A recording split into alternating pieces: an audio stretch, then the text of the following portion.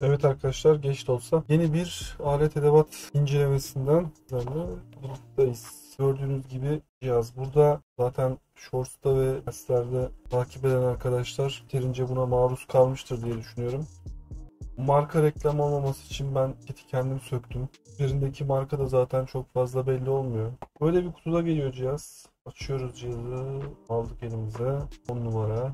Böyle bir cihaz. Bu üsttekini ben kendim monte ettim. Bunu da nasıl monte ettiğimi, cihazı nasıl modifiye ettiğimi de anlatacağım. Kalınlık olarak falan Reaper Zero'ya benzeyen, aslında Reaper Zero'nun bir klonu gibi olan bir cihaz. SD kartı çıkarıp kenara taktım. Şimdi cihazın bu kısmında arkadaşlar soket girişleri ve SD kart girişi var. Burada RFID antenimiz mevcut. Bu anten, bunlar hep bu turuncular anten. Bu antende radyo frekans için CC1101'in kullandığı anten. Gayet bu arada iletişimi kuvvetli.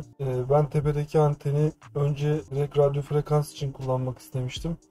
Ama daha sonra oradan söküp bu anteni doğrudan Wi-Fi ve ESP'nin bağlantısı için kullanmaya başladım. Burada bir düğmemiz var, kontrol düğmemiz. Kontrolde gayet kolaylık sağlıyor. Bu ileriki zamanda nasıl olacak? Acaba dişler atlamaya başlar mı vesaire gibi sorular var kafamda. Bunu da kullanım esnasında zaman içinde göreceğiz. Bu arkadan LED aydınlatmalı. Kendi sürümüyle geliyor. Fabrika test sürümüyle geliyor. Bu fabrika test sürümünde herhangi bir şey yapamıyorsunuz. Sadece test etme amaçlı. İçinde iç donanımıyla alakalı. Ama bu arkada bir LED ışık mevcut. Bu LED'i istediğiniz renkte ayarlayabiliyorsunuz. Ben şu an yine Bruce Limbrel kullanıyorum. Şu an beta test aşamasında. Zaten testlerini de görmüşsünüzdür. O yüzden daha LED konusunda Bruce'a herhangi bir güncelleme gelmediği için birazdan LED ışık göremeyeceksiniz kontrol panelinde. Bu üst tarafında hoparlör var. Burada yine bir Wi-Fi antenimiz mevcut. Burada şarj için USB girişi var. Ekran çok iyi bu arada. Bu ekran benim beklediğimden çok çok daha kaliteli çıktı. Burada bir düğmemiz var. Bu düğme genelde açma kapama düğmesi. Bu anteni ben kendim monte ettim. Burayı delip bu anteni de içeride Wi-Fi paketine bağladım. Şimdi cihaz normalde buralar aslında anten için çok elverişli. Fakat içeride pil gibi aksamlar olduğu için bu şeyde sığmıyor buraya. Sorun çıkartıyor. Pilsiz kullanan arkadaşlar da mevcut ama ben pilden iyi performans aldığım için şimdi bunun arka tarafını açalım. Cihazın içine sokayım sizi bir. Magnetli bu arada, vidalı falan değil gördüğünüz gibi. Vida ile monte etmek isterseniz diye bunun yanında ekstra vida da geliyor bu arada. Vidalamak istersiniz diye. 1300'lük bir pil mevcut içinde. Zaten görüyorsunuzdur burada. Şimdi bunu nasıl çıkartalım? Bu arada bu arkasındayken tel yüzeylere de yapışabiliyor. Yani buzdolabının üstüne falan monte edip tutturabiliyorsunuz rahatlıkla. Şimdi buradan silikonla bağlı. Bu alan arkadaşlar eğer bunu çıkartmak isterlerse diye söylüyorum. Bu buradan silikonla bağlı. Buna ister zarar verin ister zarar vermeyin. Herhangi bir etkisi yok. Ben doğrudan bunu şöyle şuradan kanıttırmak suretiyle bu pili buradan çıkartıyorum. Yani burada bak tahribatlarım var. Pili buradan çıkartıyorum. Pil normalde işte silikonla bağlı olduğu için bu şekilde duruyor. Bu şekilde de işlemlerinizi yapabiliyorsanız böyle durabilir. Cihazın içine girdiğimiz zaman burada zaten mevcut şeyleri görebiliyorsunuz. Bu batarya soketi var. Burada SD kart için yuva var. Burada PN532 RFID modülünü görüyorsunuz. Bu yukarıda gördüğünüz anten RF anteni. Bu gördüğünüz anten ESP'nin anteni. Burada yine şu alt taraftaki buraya bağlı olan 532'nin RFID anteni girişi mevcut. Cihazın bu tarafında şu kabloyu şöyle biraz çektiğim zaman onu görebilecek miyiz? Şurada bir düğme var bak. Bu düğmeye bastığınız zaman power düğmesi. Ve bu power düğmesini açıp kapadığınızda cihaz kapalıyken cihazı düğmelerinden falan açamıyorsunuz hiçbir şekilde. Açıkken cihazı kendi uyku moduna alıp dip silip de üst düğmeden açıp kapatabiliyorsunuz.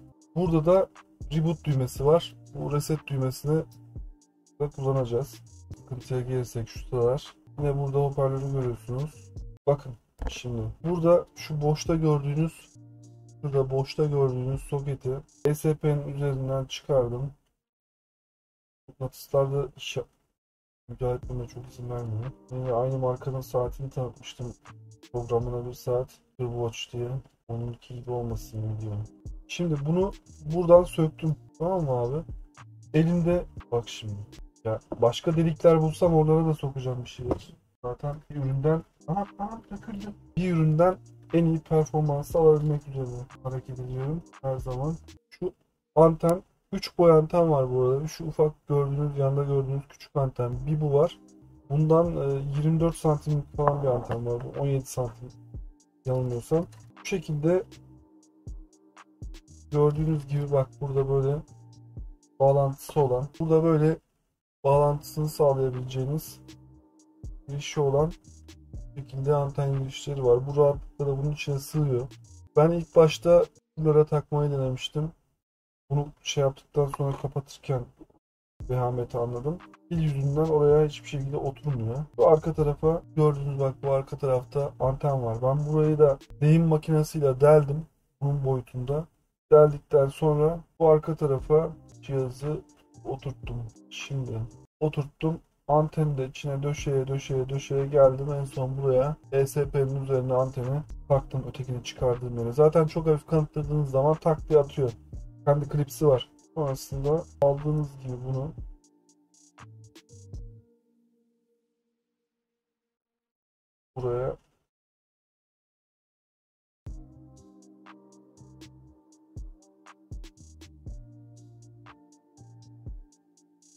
buraya aldığınız gibi yerleştirip dükkanı kapatıyorsunuz. Bunu zaten nasıl monte edeceğinizi şey yaparsınız. Ben buraları zımparayla temizledim daha sonra. Buralar şeydi. Plastikti. Buraları zımparayla temizledim. Bu şekilde bir anten girişine sahip oldum. Cihazın da zaten başka bir yerinde bu şekilde bir anten girişi takabileceğim herhangi bir yer yok. Yani şu kısım var. Belki bu kısma daha sonra şöyle bakayım. Aynen. Orada bir boşluk var.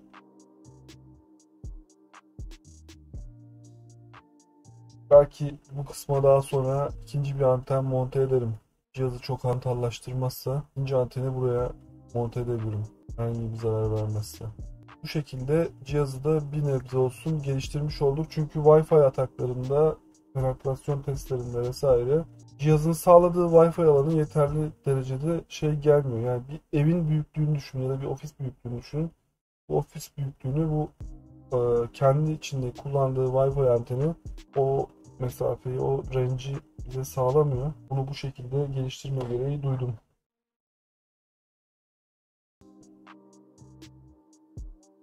Anteni buraya bağlıyoruz. Elimizde modifiye edilmiş bir cihazımız oluyor. Gençler. Cihazı da açalım. Cihazın kullanımıyla ilgili neler yapılabileceğini ufaktan bir göstereyim. Cihaz üzerindeki kendi fabrika çıkış uygulama software'ını ben kaldırdım. Hiçbir işe yaramadığı için. Onun yerine bu cihazda da Brus'un beta sürümünü kullanıyorum. Zaten Brus'un çok acayip bir community'si var. Community içinde yaptığım testleri falan paylaşıyorum. Zaten siz de görüyorsunuzdur. O testler doğrultusunda ortaya çıkabilecek sıkıntıları önden belirleyip ona göre de bir bilgilendirme de yapmış oluyoruz developer takımına. Çünkü geliştiriciler bazen bazı şeyleri gözden kaçırabiliyorlar ya da kullanıcının isteklerine yönelik hareket etmeyi o şekilde çözebiliyorlar. Şimdi böyle bir SD kart takıyorum buraya. Maksimum herhalde 32 GB destekler diye düşünüyorum ben. Bendeki 16 GB SD kart. Bunu da bilerek yaptım ki buraya SD kartı taktığınız zaman SD kart içeride kalıyor. Tak çıkar yaparken diğer kart kutuda da ben aynı SD kartı kullanıyorum. Tak çıkar yaparken herhangi bir sorun yapmaması için. Şimdi ben ilk etapta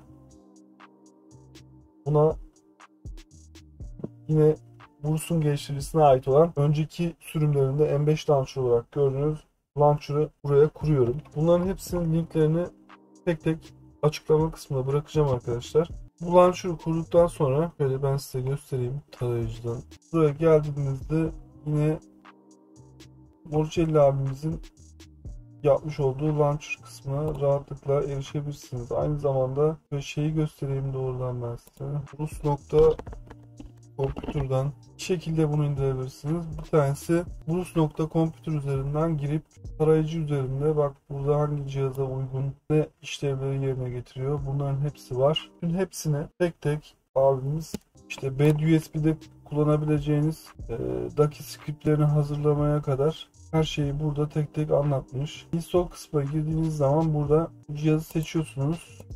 Beta diyorsunuz ya da latest diyorsunuz. Burada tıkladığınız zaman aşağı tarafta connect geliyor. Şimdi bu şeye uygun değil. Linux'a uygun değil.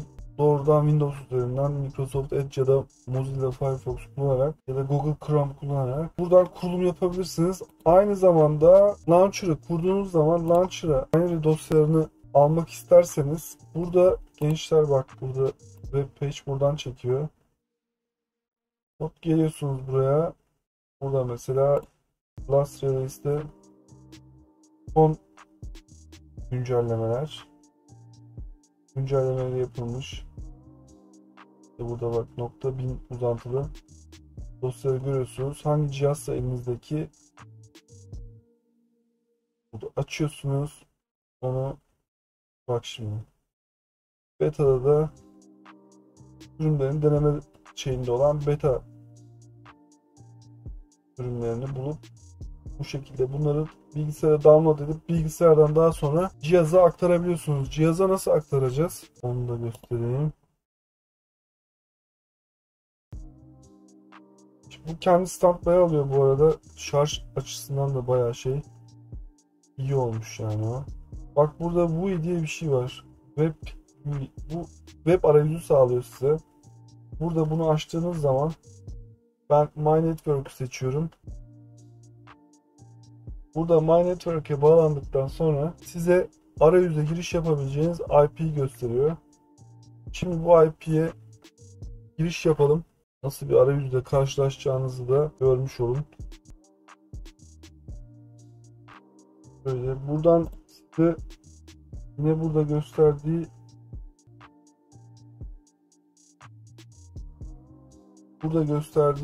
user ve password'den girişinizi yaparak arayüze giriş yapıyorsunuz arkadaşlar. Burada arayüze giriş yaptığınız zaman işte bunlar benim dosyalar, HTML'ler, Daki scriptleri falan her şey burada. Bu SD kartın içi. Zaten SD kart kullanmasanız bile bir küçük dosya alanı sağlıyor. 2.4 MB falan bir alan sağlıyor. 2.4 MB neyime yeter değil mi? İçine uygulama falan atmazsanız eğer bütün radyo sinyallerini, infrared sinyallerini falan aldığınızda bunları barındırabileceğiniz bir ortam. Zaten bir radyo sinyali maksimum 5.5 KB ya da 6 KB civarı bir alan tutuyor. Şimdi ben burada mesela buraya CC1101 diye bir dosya açtım. Buraya işte binary dosyalarını attım. Orijinal fabrika test firmware de var. Bu kapatalım. Nasıl şeyin içinde uygulama değiştirdiğimi de göstermiş olayım. Buradan çıkıyor. Üst tuşa basıp çıkış yapıyorum. Yapamıyorum. Bununki böyleymiş. Üst tuşa basmadan direkt orta çarkın orta kısmıyla çıkış yaptım. SD'ye geliyorum. Buradan SD kartın içine giriyorum. Az önce gördüğünüz dosyaların veya CC1101'e geliyorum. Bak burada iki tane Brus'u kurmak istersem Brus'un üstüne tıklıyorum. Bak burada install, tekrar isimlendir, kopyala, sil ve main'e geri dön de. Install'a bastığınız zaman içindeki firmware'i bunun içine kurar. Önce launcher açılır, arkasından firmware açılır. Şimdi bak turn off diyorum buraya kasten. Şimdi turn off dediğim zaman bu derin uyku moduna alıyor cihazı. Aldı bunu derin uyku moduna. Sen bunu açmak istediğin zaman bu üstteki düğmeye bir kere basıyorsun. Launcher açıldı. Launcher açıkken bu orta düğmeye bastığın zaman direkt buradaki launcher kontrolörüne seni getirir. Buradan az önce gösterdiğim gibi işlemleri gerçekleştirebilirsin. Şimdi bak yine config'e giriyorum. Şimdi Brus'a geçeceğim. Turn off dedim. Yine cihazı kapattım. Tekrar açıyorum. Hiç dokunmuyorum bu sefer.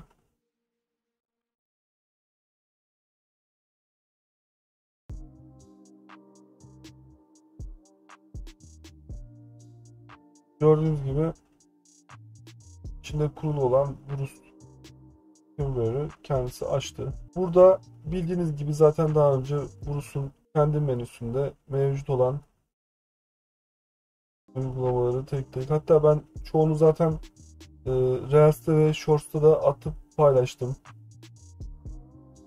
Hangisi ne işe yarar diye Reels'lerden ya da Shorts'lardan da bakabilirsiniz. Aletin incelemesini yapmadan önce uygulamaları, testleri attım bu sefer. Böyle bir farklılık oldu.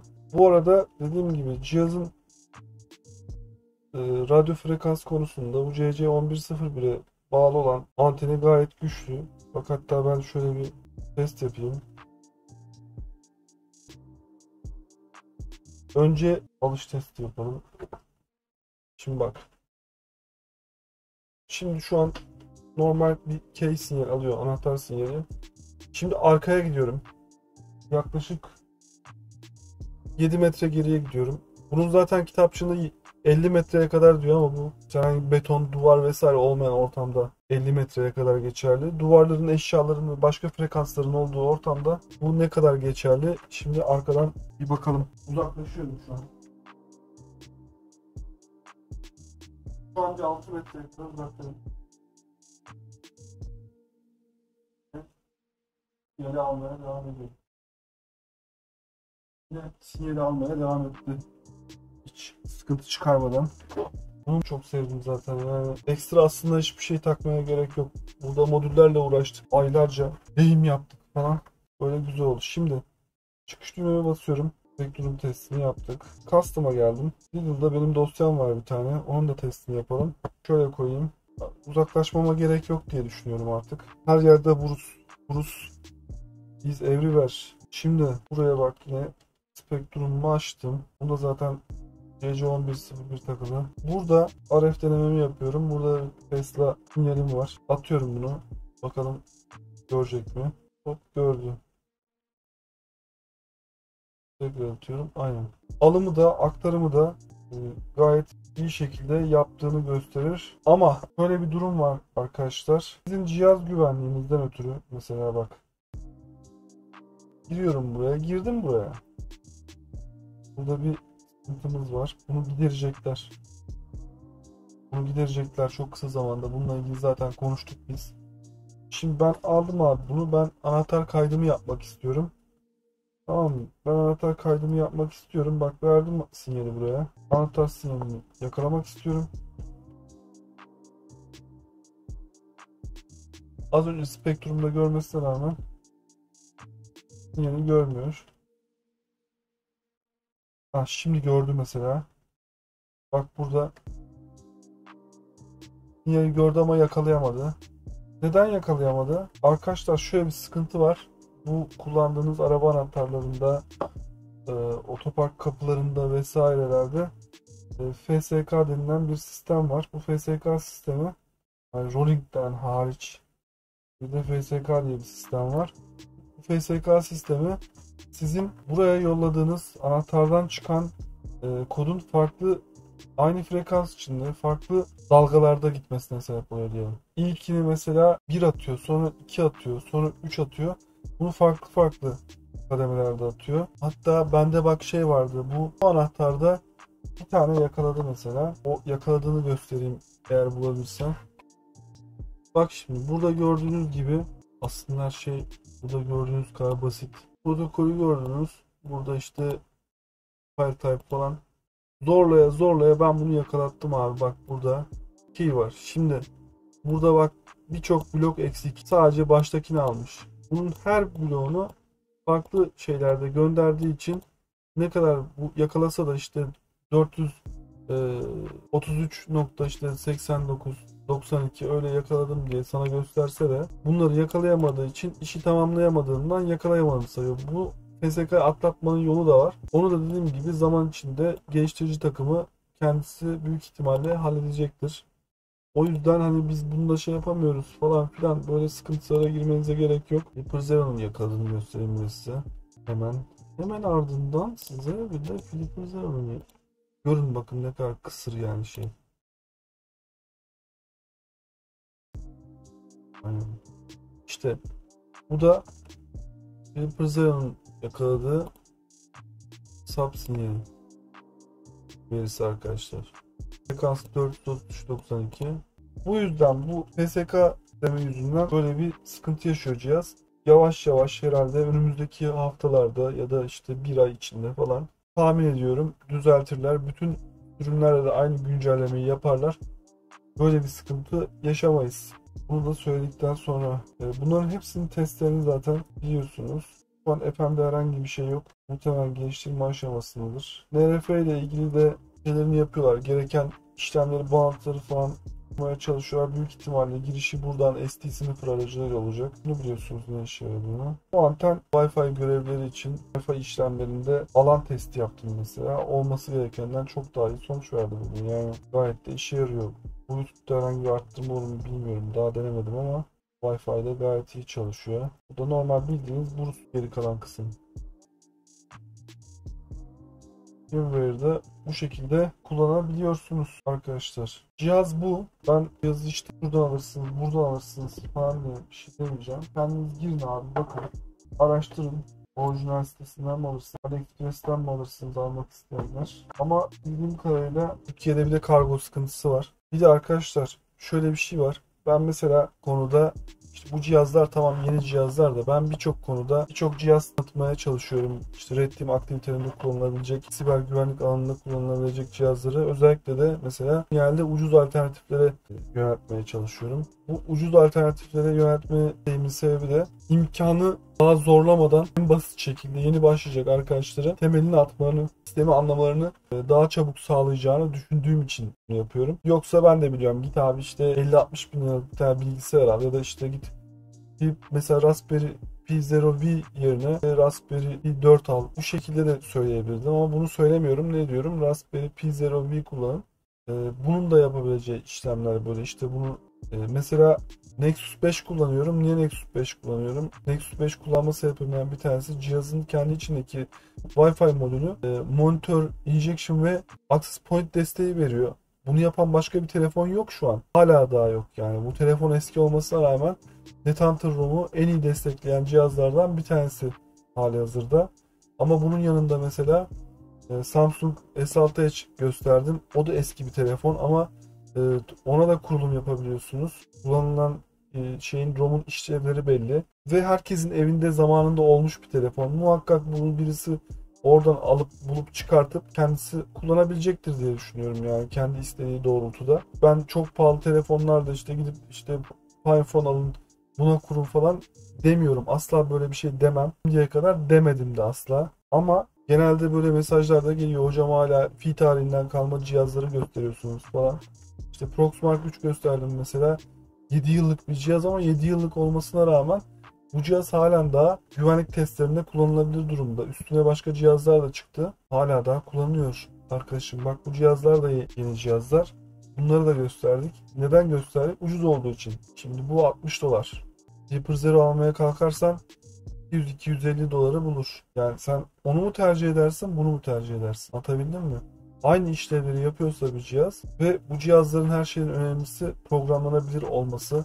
Bununla yapabileceğin senin zihninle kısıtlı. Yani sen hayal gücüne bırak, biraz da programlama becerine baktığın zaman sen bu cihazları istediğin gibi yönlendirip istediğin gibi kullanabilirsin. Bu cihazı kalkıp başka bir şeye de entegre edebilirsin. O şekilde de kullanabilirsin ki genelde zaten bu cihazın kullanım amacı bizim açımızdan böyle. Normalde fabrika bu cihazı üretirken bu cihaz akıllı ev sistemlerinde falan kullanılsın diye üretiyorlar. Hatta bu kısım mesela biz anten olarak aklımıza geliyor baktığımız zaman ama bu kısım vida kısmı aslında. Duvara vidalayıp bunu duvara monte etmek için rahatlıkla kullanılabilecek bir kısım yani. O yüzden buna böyle bakarsanız çok memnun olurum. Çok pahalıya bakarsam hepimiz mutsuz oluruz. Bu yoldan devam ederseniz bu yol en alttan başlayıp en üste çıkmanın yoludur arkadaşlar. Bu cihazın tanıtımı bu kadar. Ben firmware'in linklerini falan aşağıda gayet iyi tanıtırım. Cihaz CC11 modülü kullanıyor.